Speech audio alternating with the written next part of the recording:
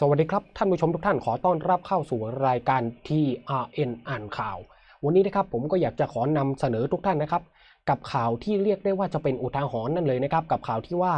แม่เตือนอุทาหรณ์ไม่ควรให้ลูกเล่นสัตว์มีพิษปลอมหลังลูกน้อย3 ขวบจับงูเห่ามาให้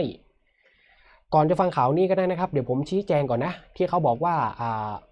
ไม่ควรให้ลูกเล่นสัตว์มีพิษปลอมสัตว์มีพิษปลอมในที่นี้นะครับนั่นก็คือพวกงูปลอมนะฮะที่มันเป็นของเล่นนะฮะผมงูปลอมแมงปลอมแมงมุมปลอมอะไรเงี้ยที่มันเป็นสัตว์ปลอมอ่ะที่แบบว่ามีขายตามท้องตลาดทั่วไปนะเพื่อนๆไม่ต้องซื้อให้ลูกเล่นนะหรือว่าถ้าเห็นใครเล่นก็ไม่ควรจะให้เล่นนะครับมันเพราะว่าอะไรถึงไม่ควรให้เขาเล่นมาฟังข่าวนี้กันครับผมก่อนนี้ครับเป็นข่าวที่ว่านี่ฮะ นี่ครับเป็นรูปภาพของหน้าปกข่าวนะครับซึ่งที่มาข่าวนะครับอยู่ในรายละเอียดของคลิปวิดีโอนี้นะเดี๋ยวผมจะอ่านให้ฟังนะครับผม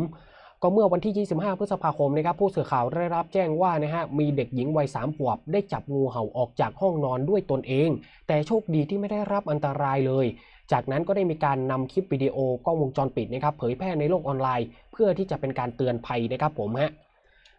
นี่ครับตามนี้ครับรายละเอียดก็ดูกันได้นะครับผม นี่ครับผมให้ดูรูปเลยฮะนี่นะก็คือเป็นงูจริงๆนะงูเห่าจริงๆเลยแล้วก็เด็กน้อย3 ขวบคนนี้เนี่ยเขาก็นึกว่าเป็นของเล่นหรือเปล่าหรือว่าอะไรหรือเปล่าแบบก็จับหางูมาให้แม่อย่างเงี้ยแล้วแม่ของเธอก็วิ่งมาแบบหน้าตั้งเลยอ่ะเดี๋ยวผมให้ดูนะนี่ตรงนี้เป็นแม่ของเธอที่กำลังวิ่งมานะวิ่งมาแบบหน้าตั้งเลยถ้าท่านผู้ชมอยากจะดูคลิปนะเดี๋ยวผมทิ้งลิงก์ข่าวไว้ในรายละเอียดเพื่อนๆตามเข้าไปดูได้นะครับโอเคมาต่อนะครับก็เอาง่ายๆนะครับผมก็คุณแม่ของน้อง3 ขวบคนนี้ก็บอกเป็นอุทาหรณ์ว่าอย่าให้ลูกเล่นของเล่นที่มันเป็นสัตว์โดยเฉพาะพวกสัตว์ที่มันมีพิษอะไรพวกเนี้ยก็อย่าให้เล่นเลยเพราะมันอันตรายเนี่ยเห็นไหมน้องเขาจับมาเล่นโดยที่ไม่รู้อีโหน่อีเหน่เลยอาจจะโดนก็ได้นะเออก็ประมาณนี้ครับท่านผู้ชมครับสุดท้ายนี้ครับก็ฝากไว้เพียงเท่านี้เนาะถือว่าเป็นอุทาหรณ์นะครับผมก็เดี๋ยว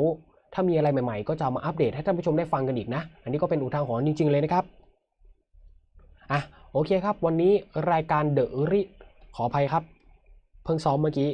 โอเคครับวันนี้รายการ The Reading News อ่านข่าวก็หมดเวลาลงแล้วนะครับเจอกันใหม่ในคลิปวิดีโอต่อไปวันนี้กระผมนักข่าวไซเบอร์ลาไปก่อนสวัสดีครับ